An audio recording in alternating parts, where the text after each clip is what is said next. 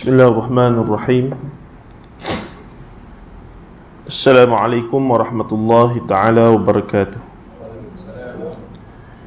Innal hamdalillah nahmaduhu wa nasta'inuhu wa nastaghfiruh wa na'udzu billahi min shururi anfusina wa min sayyiati a'malina. May yahdihillahu fala mudilla lahu wa may yudlilhu fala hadiya lahu. Asyhadu an la ilaha illallah wa asyhadu anna Muhammadan 'abduhu wa rasuluh. Allahumma salli wa sallim wa barik ala Muhammad wa ala alihi wa sahbihi wa man tabi'ahum bi ihsanin ila yaumiddin, amma ba'd. Fa inna asdaqal hadithi kitabullah wa khairal hadi hadi Muhammad sallallahu alaihi wasallam wa syarrul umuri muhdatsatuha wa kullu muhdatsatin bid'ah wa kullu bid'atin dhalalah wa kullu dhalalatin finnar. Atau kama qala Nabi sallallahu alaihi wasallam, la nabiyya ba'da. InsyaAllah malam ini kita sambung pada muka surat 121 daripada buku Khurafat Tahyul dan Mistik di Alam Melayu. Kita masih membincangkan aliran-aliran yang saya cenderung untuk bahagikan begitu dalam suasana realiti beragama di Malaysia kita ini. Maksudnya kita lebih cenderung untuk menyatakan sebenarnya aliran-aliran ini bukanlah semata-mata kerana mazhab, manhaj ilmiah, tidak, tapi lebih kepada sentimen.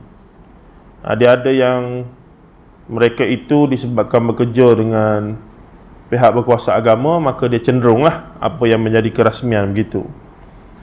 Siapa yang mari daripada kecenderungan kepada aliran tradisional, maka betul ke salah ke, dia kena betul lah. Dan apa-apa saja yang dilihat berbeza dengan apa yang mereka bawa tu macam tak betul. Dan beberapa kumpulan lagi lah. Baik, tetapi di sini paling tidak ada tiga pihak yang besar lah secara umum. Dan pihak yang ketiga saya sebut di sini, sikap pihak yang ketiga yang cenderung kepada ilmu kalam Asy'ariyah pula mempunyai sikap-sikap yang khusus terhadap manhaj salafiyah. Seperti mereka sedar bahawa sebahagian daripada umat Islam, khususnya golongan yang cenderung kepada manhaj Ahlul Hadis wal Athar, atau juga dikenali sebagai Hanabilah, atau kini lebih dikenali sebagai Salafi ataupun Salafiyah, berpegang kepada manhaj Itsbat dan Tafwid, dan mereka bukanlah sebagaimana yang didakwa merupakan golongan Mujassimah, Musyabbihah, Karamiyah, atau mana-mana fikrah sesat seumpamanya yang menyerupakan Allah dengan apa saja aspek sifat dan zat makhluk. Maka di sana ada pihak yang mereka itu cenderunglah kepada Asy'ariyah, tapi dalam masa yang sama mereka faham bahawa yang dinamakan sebagai golongan Salafiyah ini bukanlah sampai pada tahap Mujassimah Musyabbihah, sebagaimana yang diwar-warkan secara umumnya oleh setengah pihak lah. Tak setuju dengan mereka. Golongan ni adalah golongan apa? Mujassimah Musyabbihah. Musyabbihah sesat belaka. Jadi dia pukul rata begitu. Sebenarnya tidak semudah itulah. Dan mereka juga faham bahawa golongan yang menisbahkan diri mereka sebagai golongan sunnah ataupun salafi sebenarnya cuba mengikuti kefahaman golongan salaf zamani yang tidak mentakwilkan ayat dan hadis tentang sifat Allah dan menyerahkan kefahaman dan hakikat itu semua hanya kepada Allah. Namun dalam masa yang sama, mereka beriman dengan segala firman Allah Ta'ala secara tuntas. Termasuklah ayat laisa kamitslihi syai'un wa huwas samiul basir. Macam mana kita nak kata orang yang beriman dengan ayat laisa kamitslihi syai'un wa huwas samiul basir itu sebagai mujassimah? Tak mungkin lah. Sebab orang yang beriman dengan laisa kamitslihi syai', jelaslah dia tidak mungkin akan menyerupakan Allah dengan apa-apa sahaja. Apatah lagi kita tanya, faham tak masuk ayat tu? Dia kata fahamlah, tak boleh samakan Allah dengan apa-apa. Habis yang awak kata Allah ada tangan apa semua tu? Dah Allah sebut begitulah. Yadullahi fawqa aydihim, Ar-Rahmanu 'alal 'arsy istawa.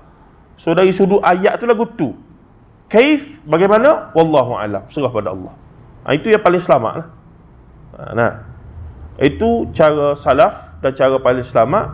Disebabkan kita ni orang beriman, dan insya-Allah kita kekal dengan keimanan begitulah. Melainkan satu hari timbul keraguan pada kita. Kita pun tak tahu. Kukuk mari baca buku mana, syok dengan ceramah siapa. Mula kepala otak kita ni jadi pening gitu. Nah, mula duk bayang Allah ni begini. Maka di situ perlulah pendekatan yang sikit filosofikal. Kita duk baca falsafah, cenderung terpengaruh. Jadi kawan kita mari nak betulkan kita balik ni, mungkin antara pendekatan yang terbaik pendekatan kalam, falsafah kalam lah. Sebab dia nak berbahas cara, sebab orang ni dah teracun dengan falasifah, maka nak jawab balik dengan falsafah jugalah. Tapi falsafah yang bawa balik kepada tauhid yang hakiki, bukannya ralik dengan falsafah sampaikan kita pula jadi ahli falsafah. Sampai kau tanya Allah ni lagu mana, Allah ni dengan alam dengan Allah, duk main begitu. Sedangkan jelas dalam akidah kita bahawa Allah itu khalik dan kita semua adalah makhluk. Allah itu fa'il, maka kita maf'ulun bih, yang dibuat. Allah itu maf'ul, kita maf'ulun bih, fa'il perbuatan. Maf'ul yakni pembuat, dan kita ni maf'ulun bih, yang dibuat. Jelaslah begitu. Baik. Katanya lagi, mereka tidak sama sekali menyamakan golongan sunnah atau salafi ini sebagai golongan mujassimah, musyabbihah, karamiyah, yang menyamakan Allah dengan mana-mana makhluknya sendiri. Wali'adzubillah min dzalik. Kita sendiri kalau ada orang samakan Allah secara hakiki dengan apa-apa makhluk, kita pun tolak lah. Kita tak kata begitu. Cuma kita kata Allah berfirman demikian, maka kita berimanlah demikian. Rupa-rupanya bila duduk bincang, masalahnya pada terjemahan.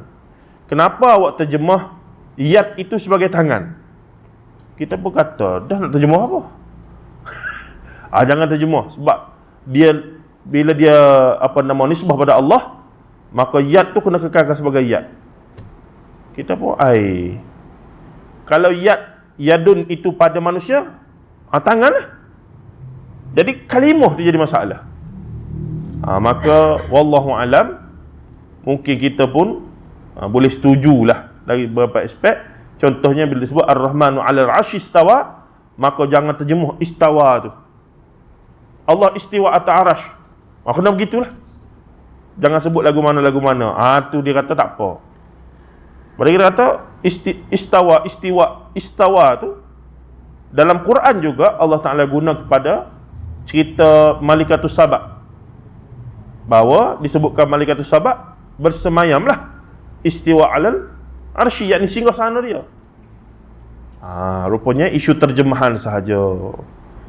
Walaupun kalimahnya sama, hakikatnya bagi orang beriman macam kita tahu tak mungkin sama. Jadi tak mungkin sama tu selesailah. Laisa kamitslihi syai'un. Melainkan ada syubhah-syubhah, kita berhadapan dengan mereka yang bawa syubhah-syubhah, maka bolehlah kita bahas lanjut, dan biasanya itu khijah para ulama lah. Sebab tu Al-Imam Ghazali rahimahullah sendiri, walaupun dia ulama ahli kalam level tinggi lah, tapi dia tulis kitab yang bertajuk Iljamul Awam an Ilmil Kalam. Iljamul Awam dia jauhilah, benteng, ataupun iljam yakni halangilah orang awam daripada belajar ilmu kalam. Imam Ghazali sendiri, sebab dia tahu ilmu kalam ni bukan untuk orang awam. Mari di tanah Melayu ni, tadika umur 6 tahun suruh hafal sifat 20 tu. Ini yang jadi masalah.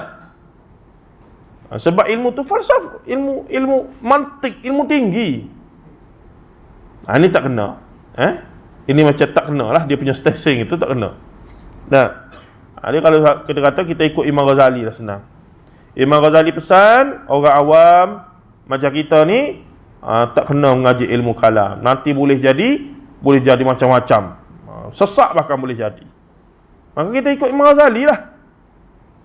Masalahnya sahabat-sahabat kita daripada aliran tradisional ni, dia pun tak ikut Imam Ghazali tu. Kita kata baca tak kitab Imam Ghazali ni, Iljamul Awam ni. Baik, seterusnya katanya lagi, akidatus salaf yang menjadi pegangan mereka merupakan manhaj akidah yang diambil daripada kitab-kitab ulama salaf yang mu'tabar belaka. Seperti akidah At-Tahawiyah oleh Al-Imam At-Tahawi rahimahullah, Aqa'i An-Nasafi oleh Imam An-Nasafi rahimahullah, Fiqhul Akbar oleh Imam Abu Hanifah rahimahullah, Lum'atul I'tiqad oleh Imam Abdul Ghani Al-Maqdisi rahimahullah, dan banyak lagi. Termasuk Imam Al-Lalaka'i dan seumpamanya ramalah. Itu semua bukan dalam tangan, maksudnya itu semua dikuasai dengan mulim oleh siapa? Ustaz kita lah, iaitu Ustaz Asri Sabri. Kita mengaji kitab-kitab ni, akidah dengan dia ni memang padat sungguh lah, padu sungguh.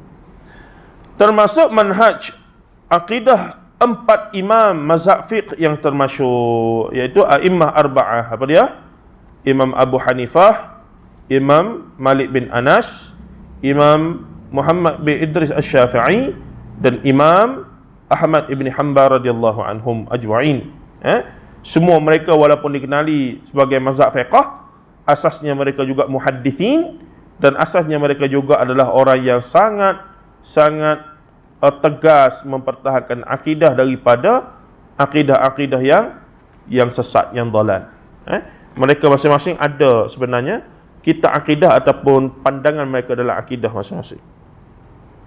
Baik. Sebahagian daripada mereka ini walaupun Asy'ariyah menerima dengan hati terbuka bahawa sebahagian daripada kitab akidah ini sampai ke alam Melayu melalui terjemahan dan adaptasi oleh ulama-ulama Melayu.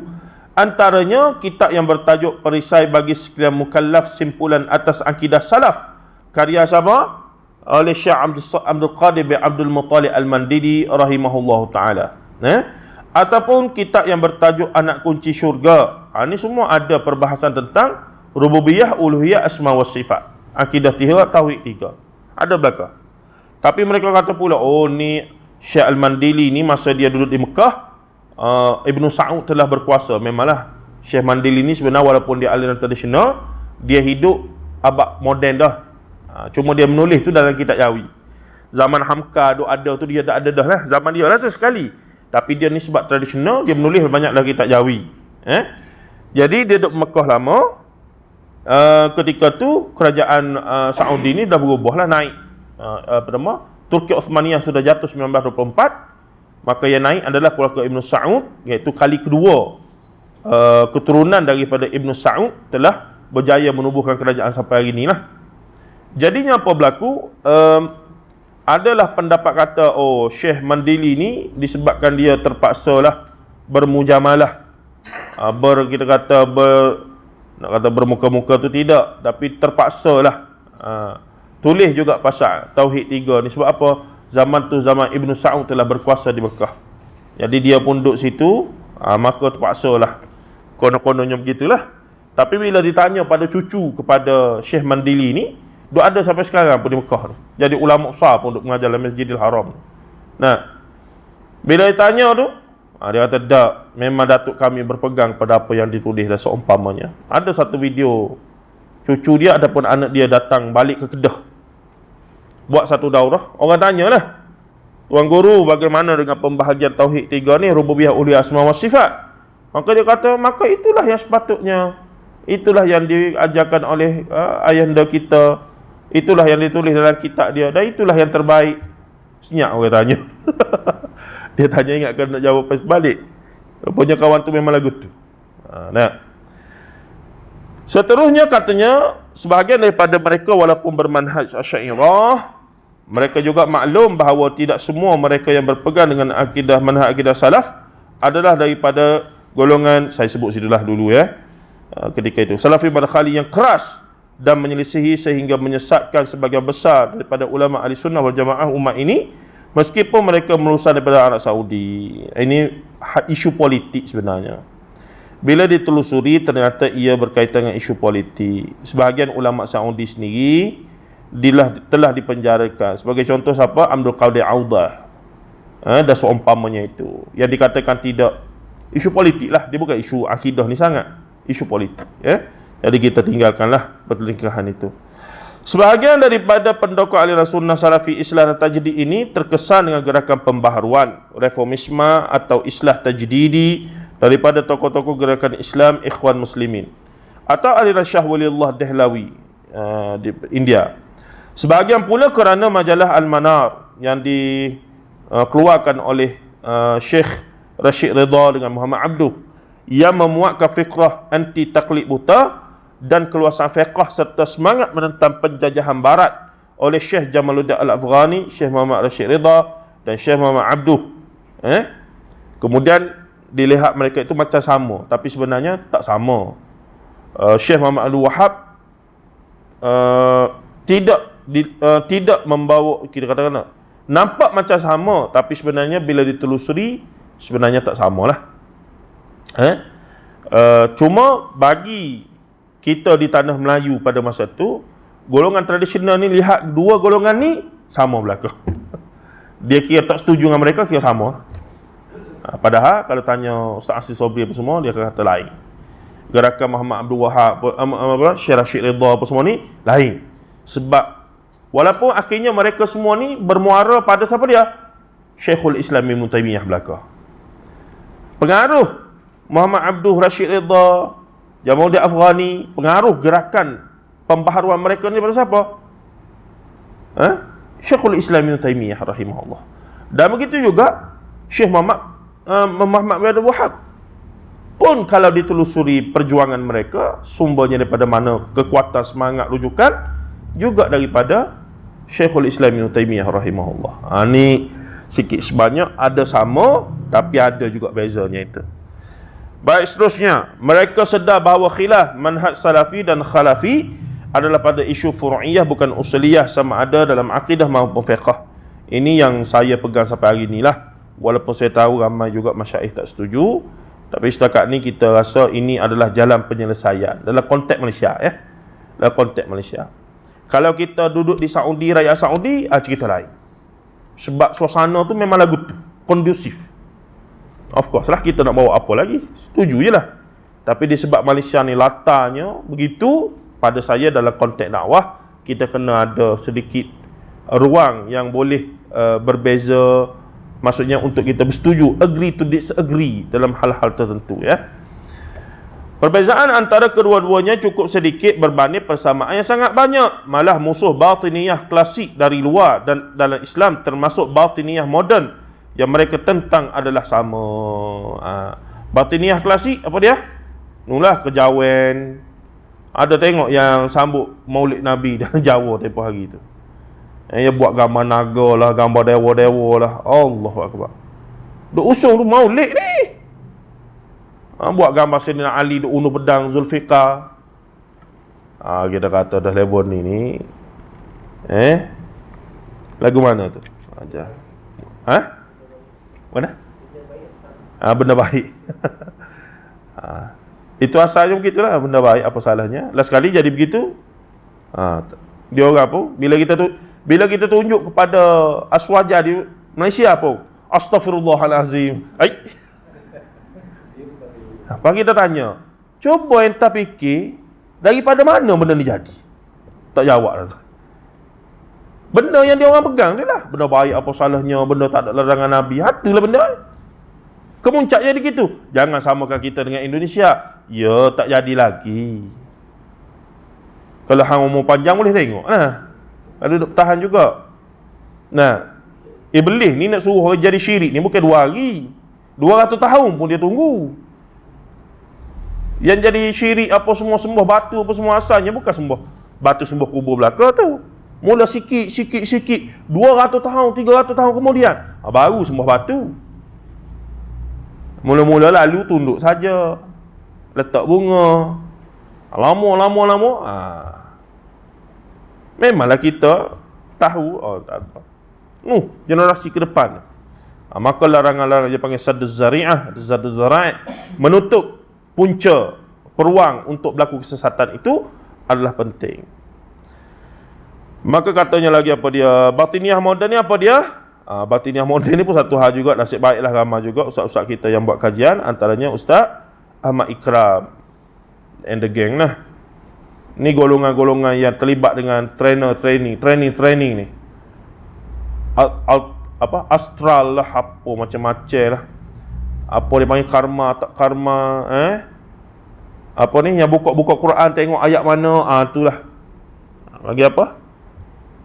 Garpu Tala.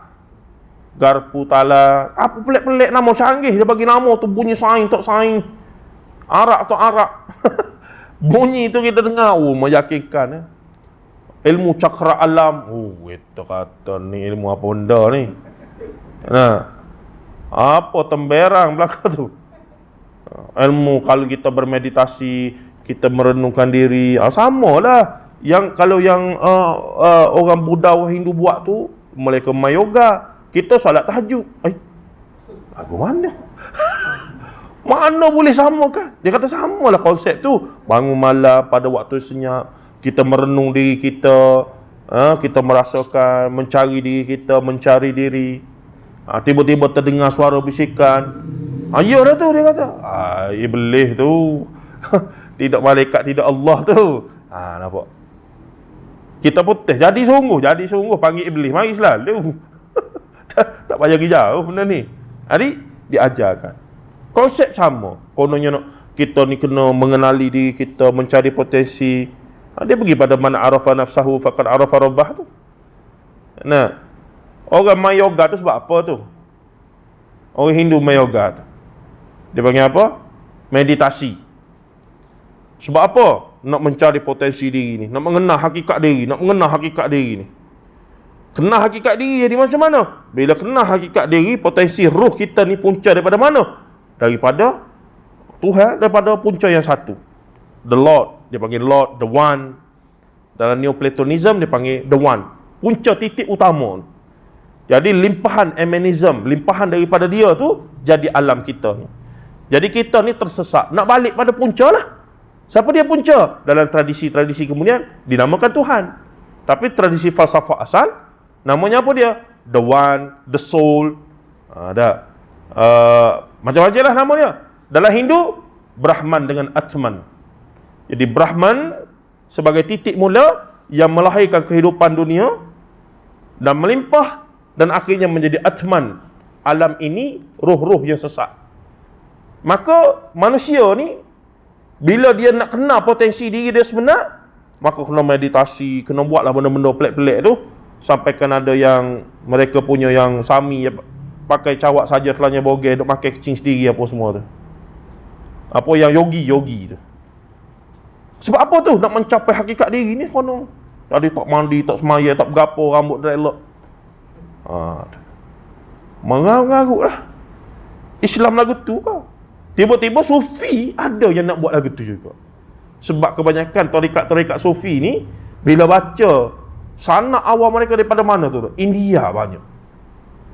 Abad 15-16 sebelum tarikat-tarikat Sufi ni sampai ke Mekah, bukan di Mekah bermulanya tarikat-tarikat Sufi ni. Mana? India. Benua India. Percampuran dulu dengan Hindu, Buddha apa semua tu. Bila Islam mari, campur jadi. Bawa pergi ke Mekah. Maka muncullah teori-teori falsafah martabat tujuh, wahdatul wujud, apa semua bercampur dengan jadi kita pelik lah kenapa orang Melayu kita ni minat mistik ni. Minat ke Nabi Khaidir, minat ke benda mistik. Makin mistik, makin alim. Kita kata pelik. Nabi SAW ajar hafal Quran 30 juzuk, reti bahasa Arab, boleh syarah tafsir Quran, ngaji hadis, tu baru alim. Dia tapa, jadi suara gila, ni Tok Wali. Lagu mana? Ajaib ini. Tidak Islam lagu tu. Saya tidak melihat Islam, saya kata. Kita bukan umat ilmu mistik. Kita umat ilmu wahyu. Kita umat Nabi Muhammad, bukan umat Khaidir. Khaidir tak ada urusan pun dengan kita. Di akhirat esok-esok kita tak cari Nabi Khaidir tu. Ya Khaidir, isfa' lana ya Khaidir, tak ada. Isfa' lana ya Rasulullah. Apa yang teruja sangat dengan Khaidir ni? Sebab nak jadi Tok Wali. Kenapa nak jadi Tok Wali? Dapat ilmu direct laduni daripada Allah. Kenapa tu? Sama level dengan Nabi Musa, atas lagi tinggi. Lepas tu, tak payah sembahyang baik. Tu sebenarnya malas sembahyang ya. Dia nak justifikasikan kenapa tok guru kita ni walaupun tok alim, tok wali tak sembahyang. Sebab levelnya level tok wali. Wali majzub. Wali yang tidak ada taklif dah pada dia. Jadi tak semaya bel, tak semaya Jumaat, tak apalah, dia level lain. Kita semaya Jumaat sini, dia semaya Jumaat Mekah. Kita berkata, Mekah dengan Malaysia ni 5 jam selisih. Masa bila dia semaya nak menipu pun kena. Tengok juga saing tu. Nah, kita sini pukul 1, Mekah baru pukul 9. Lepas kita kata dia pergi Mekah semaya Jumaat. Dia semaya apa pukul 9? Begitu tak? Jadi jangan mudah kena tipu kita ni. Dawa-dawa begitu. Baik. Seterus katanya lagi apa dia? Manhaj akidah ataupun tauhid 3 Salafi, Athari dan Ahlul Hadis atau apa saja namanya adalah sebuah qawaid, kaedah pendekatan, bentuk. Bukannya aqaid itu sendiri, bukannya akidah itu sendiri. Akidah itu apa dia? Qul huwallahu ahad, Allahus samad, lam yalid wa lam yulad wa lam yakul lahu kufuwan ahad. Itu hakikat akidah tauhidnya. Ada pun yang lain-lain, itu pendekatan. Pembahagian 3 rububiyah, uluhiyah, asma wa sifat, taksim dia panggil pembahagian. Memang dibuat oleh ulama berdasarkan Quran dan hadis. Sifat 20 pun disusun oleh ulama berdasarkan ilmu-ilmu dia lah. Dasar umpamanya. Jadi perbezaan pada kaedah tidaklah bermaksud berbeza pada i'tiqad, akidah tu sendiri. Kita tanya, percaya ke Allah ni satu? Ya Allah satu lah. Tak ada dua, tak ada anak, tak ada. Ada orang buat Allah? Tak ada. Okey dah tu. Kita jumpa orang tepi jalan, boleh jual burger ke, budak-budak motor ke, kita tanya, Allah ada berapa? Satu. Ya kamu ni, aku tak tengok mu semaya. Orang dia semaya mu duk pada. Atau tak, kita beriman Allah Ta'ala satu. Ya ke? Ya sungguh. Okey dah tu. Tauhid dah tu. Baca sifat 20 sikit, jen lalu. Syarah sikit, sifat ta'alluq bagi Allah lagu mana? Ta'alluq pula. Ni tak kemah lagi, akidah tak sempurna ni. Kalau mati ni lagu mana ni? Orang dulu kalau tak mengaji sifat 20, tak ada tauhid dia kata. Kita jeng, saudara lah. Apa itu memang dipegang dulu, sebab didoktrinkan begitu. Walah kalau la ilaha illallah Muhammadur Rasulullah, settle lah. Allah, qul huwallahu ahad, Allahus samad, lam yalid wa lam yulad wa lam yakul lahu kufuwan ahad. Khalas. Untuk orang awam macam kita ni, untuk ulama-ulama tak apalah dia nak bahas tu bahas ni, gitu begini. Ustaz Mustafa kena tanya soalan. La ilaha illallah Muhammadur Rasulullah. Dalam la ilaha illallah, kalimah la ilaha illallah tu sebutkan, dia kata apa dia tak ingat soalan dia. Cuba sebutkan dalam la ilaha illallah tu berapa sifat, berapa sifat bagi Allah, berapa sifat malaikat, berapa sifat rasul, begitulah lebih kurang. Kawan ni je apa. Ada dia minat benda-benda lagu tu mereka ni. Bagi mereka itulah ilmu. Kita kata itu benda-benda teknikal yang disusun lah. Dah seumpamanya. Baik, katanya lagi apa dia? Mereka juga sedar dalam kalangan adalah dua-dua kelompok ini wujud individu malah tokoh yang keras sehingga sampai tahap wulu, yang ini melampau dalam mempertahankan pandangan masing-masing, dan kelompok ini perlu dibantah pemikirannya daripada terus merebak dalam masyarakat dan ahli ilmu. Sekalipun mereka kritis kepada semua ulama, ini tidak bermaksud mereka tidak beradab, tidak sayang, tidak kasih dan tidak menyanjungi ulama-ulama ahli sunnati wal jamaah. Namun sayangnya mereka kepada para ulama tidak menghalang mereka mencari kebenaran yang lebih tinggi daripada ulama tersebut, kerana Islam meletakkan kebenaran itu tidak mutlak daripada tokoh, akan tetapi daripada hujah-hujah yang disandarkan hujah tersebut, sumber-sumber hujah. Kesimpulannya, mereka tidak akan mengeluarkan golongan ini sama ada mereka adalah salafi, apa salati tu salah tu, athari, ahlul hadis, daripada keluarga besar ahli sunnati wal jamaah, sebagaimana yang dirumuskan oleh al-Imam Abu Mansur al-Baghdadi dalam Al-Farqu Bainal Firaq. Nak katanya keluarga ahli sunnah ni besar. Boleh diterima Asy'ariyah, Maturidiyah dan Athari, semua adalah ahli sunnati wal jamaah. Beza, memang beza. Tapi beza itu tidaklah pada usul yang akhirnya membezakan Allah tu sebagai tidak mentauhidkan Allah. Tauhid Allah belaka. Mentanzihkan Allah belaka. Cuma pendekatan dalam ilmu membahaskan tentang sifat Allah dan zat Allah dan seumpamanya itu ada perbezaan sedikit sebanyak. Itu saja. Nah, bezalah memang beza. Hakikatnya memang beza, tapi tidaklah beza sampai total beza. Sebab kalau tanya Asy'ariyah Maturidi Allah berapa? Satu juga. Tanya Salafi, satu lah. Tak ada dari kalangan mereka ni duk kata 3, 4, 5 tak ada. Na'udzubillah min dzalik. Jadi kita melihat ada ruang untuk bersama di situ sikit sebanyak. Cuma lama-lama pendekatan individu tu merosakkan apa yang telah dibina dan seumpamanya itu. Payah jugalah sebab manusia belaka.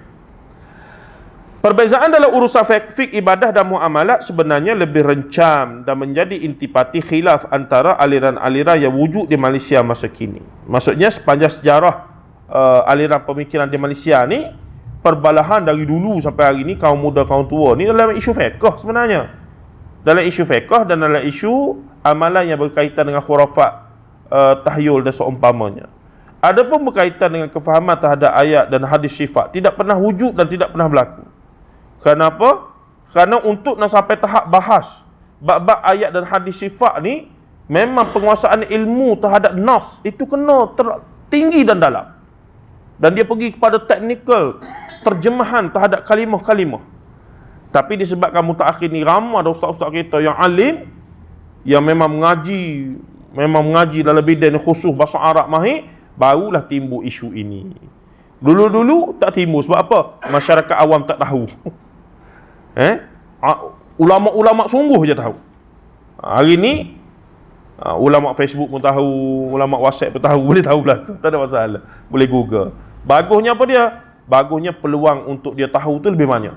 Tak bagusnya baru tahu sikit, kesimpulan tu lebih kurang ulama mujtahid. Itu masalah juga tu. Kena sekat diri sikitlah, sabar. Aku ni level mana ni? Level ni okeylah. Falyakul khairan aw liyathmut. Maka katanya apa dia? Ia tidak semudah kaum tua, kaum muda yang berbahas mengenai lafaz usalli, kunut subuh, basmalah, jahar, tambah lafaz wa bihamdih, sapu muka selepas taslim, wirid selepas solat secara jahar dan jama'i, dan banyak lagi. Sebagaimana aliran dalam manhaj akidah tadi, dalam aliran fiqh juga bolehlah dibahagikan kepada beberapa kumpulan, iaitu pertama disebutkan muqallid multazim. Muqallid yang melazimi. Taklid ni apa dia? Ikut tanpa tahu dalil. Sebahagian besar daripada kita sebenarnya muqallid sebenarnya. Walaupun kita mengaji dah dengan ustaz tu ustaz ni, lama-lama kita taklid pada ustaz tu pula. Jadi memang tak boleh nak perasan kita ni mujtahid, jangan. Mujtahid tu level tinggi sangat dah. Cuma kita pilih pandangan itu saja. Muqallid multazim ni apa dia? Berpegang teguh dengan aliran tradisional, pondok pesantren yang berpaksikan kitab-kitab ulama Jawi, yang amalan warisan kebiasaan sekalipun ia tidak mempunyai asal dalil yang jelas daripada Quran dan Sunnah. Pendekatan mereka adalah bertaklid kepada ulama klasik dan tulisan mereka serta berpada dengannya. Pada mereka kitab Jawi itu muktabar, paling muktabar tu. Selesai tu. Padahal kitab Jawi ni baru 100 beberapa ratus tahun ini baru. Imam Syafi'i, Imam Ghazali tu lama tu, ratus tahun, 1000 tahun lagi, 1400 tahun, 1300 tahun lagi. Tapi pada mereka cukuplah. Kita orang awam jangan pada kita. Dinamakan muqallid multazim. Dia melazimi sungguh. Di Mekah pun orang kata tak apa, ikut imam tak baca kunut pun, masih ahli sunnah wal jamaah mazhab Hanbali. Tak boleh. Tak boleh. Kita mazhab Syafi'i. Dia tak situ. Sehinggalah na'udzubillah, kalau ada lah sampai ke sanggup untuk tidak turun solat jemaah subuh di Masjidil Haram sebab tu imam tak baca kunut. Na'udzubillah min dzalik. Rugilah. Padahal sekali solat subuh tu sama dengan 100,000 kali solat di luar. Dia punya fadilat solat dalam Masjidil Haram. Katanya lagi apa dia? Muqallid mazhab ghairul multazim. Ni dia muqallid mazhab, tapi dia tak lazim 100%. Dalam hal-hal tertentu dia talfiq, dia cross the border juga. Dan itulah yang berlaku dalam konteks Malaysia sebenarnya. Fatwa-fatwa kita banyak juga ambil daripada mazhab lain. Walaupun kita kata mazhab Syafi'i nombor 1, tapi banyak sebenarnya mazhab fatwa-fatwa di Malaysia dan amalan-amalan khususnya dalam bidang muamalah. Perbankan apa semua tu. Mana guna mazhab Syafi'i tuan-tuan? Banyak guna mazhab lain lah. Mazhab Abu Hanifah dengan mazhab Hanbali. Banyaknya. Sebab fatwa mereka paling praktikal. Sebab apa? Sebab Imam Abu Hanifah tujar, memang seorang businessman. Jadi pandangan dia tentang bisnes ni benar-benar muamalah berkaitan ni lebih terbuka dan lebih praktikal. Imam Syafi'i letak syarat. Jual beli sah dengan letak syarat 4. Penjual, pembeli, barang dijual, akad jual beli. Hari ni kita beli online, akad lagu mana? Saya jual, saya beli dengan tong apa semua. Ada. Contoh klasik Imam Abdurrahman, Dr. Zahrudin dia bincang semua lah. Tapi sebenarnya dia kata bila kita klik kita setuju tu, kira akad lah tu. Akad ni persetujuan antara dua pihak. Secara umumnya begitu. Begitu juga bisnes ataupun jual beli tidak sah jika beli dengan orang bukan Islam. Habis kita berapa banyak dalam hidup kita duk beli dengan orang bukan Islam di luar sana tu. Kalau ikut mazhab Syafi'i asal tak sah tu. Lagu mana? Lepas tu pula kalau yang kalau tidak akil baligh, kita suruh cucu ke anak kita yang belum akil baligh pergi beli, tak sah juga. Kita suruh beli rokok, dosa dah situ. Lepas tu anak pula tidak akil baligh, 2 kali berdosa. Tak sah. Apa dah? Jadi di situlah dalam bab muamalah ni orang bank dah tahulah. Walaupun kadang-kadang orang yang duk menentang ni pun orang bank juga. Dia tahu sebenarnya. Memang fatwa Ibn Taymiyah banyak guna di bank tu. Sebab paling praktikal. Tapi bila masuk bab semaya, jangan. Ini kawasan apa dia panggil? Celcom tu. This is Celcom territory apa? Apa dia punya slogan tu? Katanya Syekhuna Dr. Basit, mana boleh style lain-lain telefon. Ini kawasan saya, ni kawasan saya. Zaman ni zaman orang mengaji belaka. Jadi kena terbuka lah. Benda yang boleh berbeza. Begitu. Yang takut sangat tu kenapa? Payah nak cari makan ke lagu mana? Tu ialah kita. Baik, biasanya ini golongan ilmuwan dalam mazhab itu sendiri yang dinamakan sebagai talfiq mazhab. Tapi biasanya mereka ni akan menyeru kepada ada asas satu mazhab, iaitu orang awam ni kena ada asas satu mazhab lah. Tapi dalam banyak hal boleh ya, kalau ada ilmu dan ada kita tahu mengaji, kita nak talfiqul mazhab boleh. Tapi tidaklah tasahul ataupun dipanggil tatabbu'ar rukhas. Tak boleh, jadi haram. Tatabbu'ar rukhas lagu mana? Angkat takbir Syafi'i, masa nak rokok Hanafi, masa baca ni ambil mazhab Hanbali. Dia campur habis lecing. Tak jadi gitu. Asasnya kena ada satu mazhab ataupun satu aliran yang maksudnya kita dari awal. Tapi dalam tu ada benda-benda yang kita rasa cenderung untuk lakukan begitu dan kita ada hujah kita pegang, boleh diamalkan, tak ada masalah. Untuk diri kita, kita ada ilmu dan kita ada rujukan, tak ada masalah lah. Orang mana nak tahu? Kalau kita tak royak, kita tak bagi tahu. Ni kita tak bagi tahu. Saya kata apa pun ni? Dia nak tunjuk pada orang, dia belajar. Saya gini-gini. Saya dia pergi jemaah di surau taman dia. Dia tahu dah, surau taman mestilah baca kunut. Dia kata saya tak baca kunut. Dia buat kerah. Lagu mana tu? Tak ada lagu mana, salah dia lah. Dah imam baca kunut, mu kena baca kunut. Dah tahu dah situ.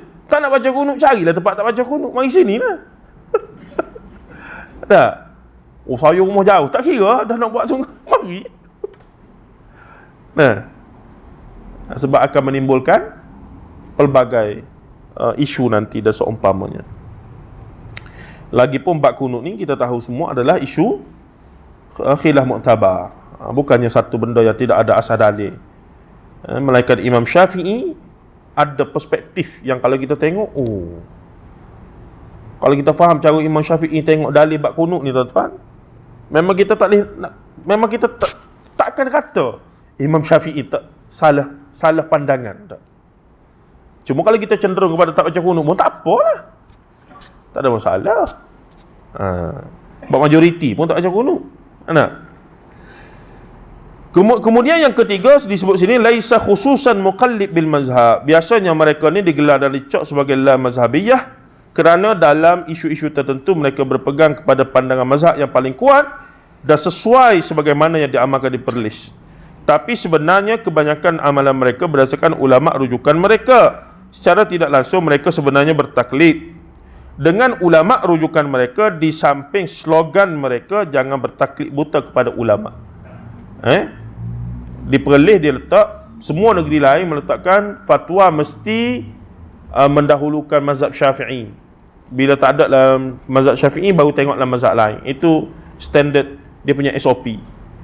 Perlis letak semua mazhab sama, kita akan tengok fatwa yang paling kuat dan paling praktikal. Maka mereka akan berfatwa dengan melihat semua itu. Di negeri lain, dalam qaul muktamad Syafi'i ada ke tidak? Tengok tak ada. Barulah pergi pada mazhab-mazhab lain. Jadi itu pendekatan saja ya. Mutaakhir ini dengan bantuan teknologi YouTube, Facebook dan pelbagai lagi medsos, media sosial ni, muncul dua orang tokoh besar dalam arena dakwah Indonesia. Pada ketika itulah mereka tengah top betul masa tu. Fenomena ini kerana penguasaan ilmu-ilmu Islam mereka mantap, ditambah pula dengan seni berucap yang cukup berpengaruh. Mereka ialah Ustaz Hadi Hidayat UAS dan juga Ustaz Abdul Samad. Latar keilmuan mereka berdua tidak perlu dipertikaikan lagi, cukup luar biasa. Cuma secara umum Ustaz Hadi Hidayat dikatakan berlatar belakang gerakan Muhammadiyah yang disebut juga sebagai kaum muda tu, dan membawa kaedah penyampaian ke arah tersebut, manakala Ustaz Abdul Samad pula dinisbahkan kepada Nahdlatul Ulama ataupun kaum tua. Namun antara keduanya, Ustaz Abdul Samad lebih produktif sama ada karya asli atau karya terjemahan sedari sebelum beliau masyhur lagi, maksudnya menulis. Ustaz Abdul Samad ni banyak menulis. Ustaz Hadi Hidayat mutakhir ni baru ada karya, dan saya yakin bukan dia tulis, melainkan orang tulis untuk dia. Macam penama Dr. Firanda lah. Banyak kitab-kitab dia tu sebenarnya bukan dia tulis tu, tapi ditulis berdasarkan kuliah-kuliah syarahan-syarahan dia. Itu biasa. Dalam sejarah Islam dia panggil tadwin ataupun dia panggil imla. Ada ulama buta. Contoh bin Bas rahimahullah. Ataupun ulama India ramai buta. Tapi kitab syarah Sahih Bukhari, kata masa bila dia menulis ni? Dia tak menulis. Bila dia syarah Bukhari tu, anak murid Mukri baca. Wa bi qala haddatsana an innamal a'malu binni wa innamal likulli imrin ma nawa, gini ni dia pun habis. Wa fi haditsin bla bla bla bla bla bla bla. Ada anak murid lain pula tepi duk. Sebiji. Dekat cepat sangat dia menulis tu, sebiji dengan apa yang keluar pada. Dan hebatnya Tok Guru buta ni, benda keluar tu tersusun satu. Dia nukil hadis tu, dia nukil hadis ni. Tu dia. Ulama, tu ulama. Kita ni ulama Allah. Setara ni lah. Setara ni pun. Tapi di India ada kualiti tu. Dalam kepala, dalam kepala. Jadi syarah tu keluar Sahih Bukhari 10 jilid. Benda dalam kepala apa kata? Disalin, imla, salin. Kita kata buta Tok Syekh ni lagu mana ni? Bukan dia tulis, tapi mari daripada kepala dia, anak murid tulis. Memang biasa berlaku dalam tradisi keilmuan Islam. Baik, apa dia tulis ni? Buku dia yang kontroversi dan menarik jugalah. Untuk kita tengok perbezaan antara buku beliau yang masyhur adalah 37 masalah popular. Masa saya nukil ni, cetakan ke-7 2017 yang beliau benarkan bagi disebar secara percuma PDF-nya. Antara topik wacana dalam buku tersebut, dan of course dia bela aliran kaum tua lah, tradisional.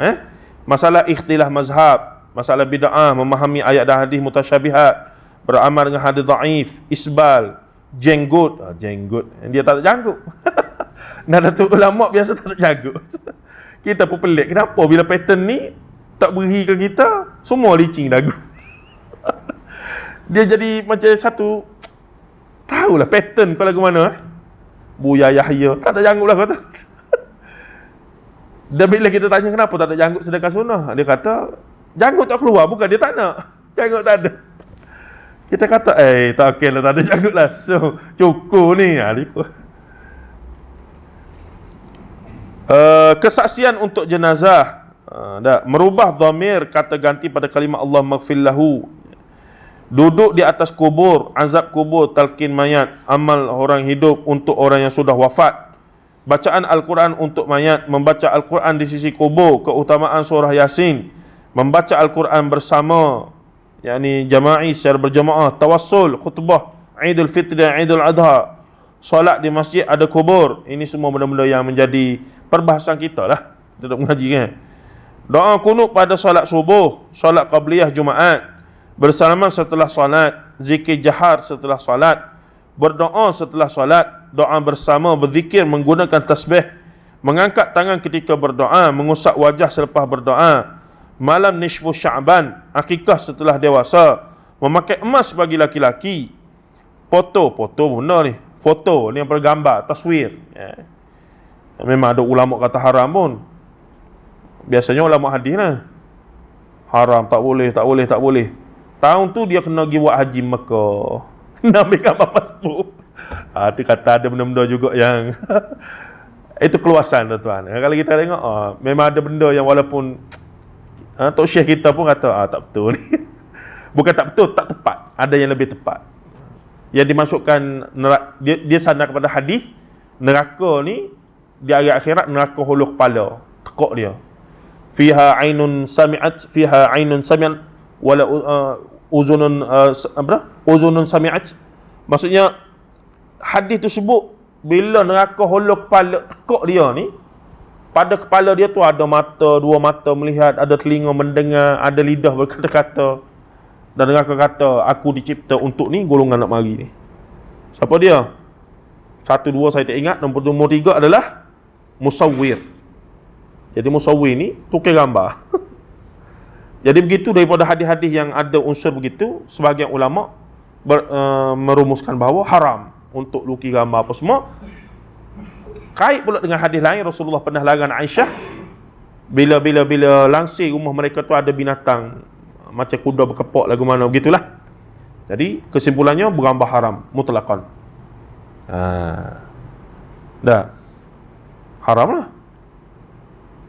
Tapi bila tengok syarah ulama-ulama lain, yang dimaksudkan dengan musawwir di situ adalah tukang gambar yang buat gambar ataupun yang mengukir patung untuk disembah, yang kemudian menjadi idol ataupun menjadi Tuhan kepada macam orang Hindu apa semua duk buat tu lah. Tu baru tak boleh. Adapun anak-anak kita, cucu kita beli patung babi, itu tak ada masalah. Sebab kita tidak mulia kalau tak lepak tinggi, lalu kita bubuh, duduk tunduk depan dia. Tidak begitu, tak ada apalah. Cuma tetap ada perbincangan supaya gambar tu kalau boleh tidak sempurna seluruh badan, ambil separuh boleh lah, begitu begini. Itu perbincangan lah. Hilah di situ. Peringatan Maulid Nabi SAW, benarkah ayah dan ibu Nabi kafir? Ini pun khilaf besar ni. Datuk Dr. Zahzan pernah sehingga beliau diberhentikan daripada dia punya sesi, slot tafsir dalam IKIM 10 tahun dulu tu. Antara isunya disebut tentang ayat Quran yang menyebutkan larangan untuk Nabi berdoa untuk orang musyrik, dan dalam hadis itu dikaitkan dengan ayah dan mak Nabi. Dan dia sebut itu bukan pandangan orang lain, memang pegangan sebahagian ulama. Ada 3 pandangan. Sebahagian kata memang betul, tidak ada bukti melainkan berdasarkan ayat tadi larangan, dan itu mengisyaratkan perkara tersebut. Yang kedua kata tak mungkin, mereka adalah ahlul fatrah ataupun beragama dengan agama Hanif Nabi Ibrahim. Tak mungkin ayah mak ayah Nabi ni dalam neraka begini. Ulama yang ketiga kata apa dia? Kami malah komen tawakuf. Benda ni berat, benda ni melibatkan Nabi. Boleh dengar Maulana Fakhrul Razi punya perbahasan. Nah, tapi dari sudut dalil kuatnya yang mana? Yang pertama tu. Itu tak boleh nafi. Dari sudut dalil kuat yang pertama, jelas. Tapi yang kedua ni biasa kawan-kawan kita daripada sana dia nak tak boleh, mana tak boleh. Nabi ni, mak ayah dia ni, takkanlah. Bukan masalah tu, masalah apa Allah kata. Dalil sebut lagu mana? Kemudian mereka takwil lah begitu begini. Maka pergi kepada yang ketiga, tawakuf, kami no comment. Benda ni tidak menambah iman dan mengurangkan iman. Tawakuf, ia macam isu peribadi Rasulullah, tak apalah, kita tak tepi. Gitu. Jadi kita patut yang mana? Wallahu alam, saya barangkali setuju dengan pihak ketiga lah, no comment. Tak payah bahas pun tak. Boleh banyak benda lain lagi nak bahas ni. Begitu nah. As-Siyadah mengucapkan Sayyidina tu salaf dan salafi Syiah. Okey. Sebuah buku yang cukup ilmiah dan padu serta mendamaikan, menurut saya. Cuma dalam kebanyakan hujah beliau muyul ataupun cenderung untuk mempertahankan amalan kebiasaan masyarakat yang berstatus harus atau makruh serta tidak menggesa masyarakat untuk berusaha belajar dan menambah ilmu untuk berintikad dan beramal dengan amalan yang lebih dekat dengan sunnah Nabi sallallahu alaihi wasallam dan para sahabat. Penulisan yang lebih kurang sama dengan niat yang murni lagi suci turut juga ditulis oleh ilmuwan Malaysia seperti Dr. Muhammad Nizam Abdul Qadir. Ini sahabat kita jugalah. Antaranya yang berjodoh Aku Muslim Sunni, memahami isu agama melalui manhaj sederhana, 2017. Dia tulis juga buku Adat vs Ibadat, jawapan kepada amalan kontroversi. Ada juga buku Aku Betul Engkau Sesat, menekuni jalan damai dalam perbezaan.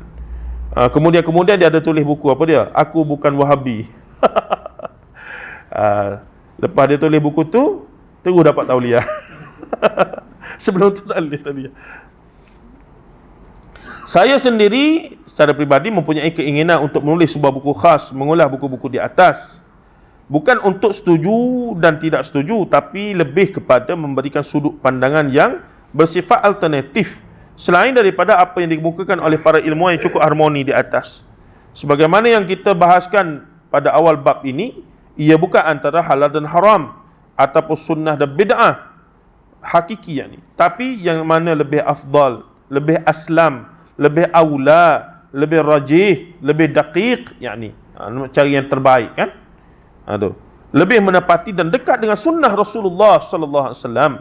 Tapi yang perlu kita sepakat tolak secara total adalah perkara-perkara khurafat, tahyul dan mistik yang boleh menatijahkan berlakunya bid'ah, dalal dan syirik, dan seumpamanya. InsyaAllah kita berhenti situ. Kita sambung lagi kemudian. Saya ada urusan sikit, belum bergerak. InsyaAllah dalam bila ni? Jumaat ni. InsyaAllah. Sallallahu alaihi wasallam Muhammad wa ala cepat-cepatlah habis bab ni tak selesa. Tak baca kan, tak habis pula kira. Nak langkau. Tak apalah. Tapi sebagai ini pandangan yang saya tulis pada 2019 2020 hari itulah. Mungkin ada beberapa benda yang sudah berubah sebenarnya melihat pada isu-isu semasa ni. Itu biasa. Baik, sallallahu alaihi wasallam Muhammad wa ala alihi washabbihi ajma'in walhamdulillahirabbil alamin. Assalamualaikum warahmatullahi taala wabarakatuh.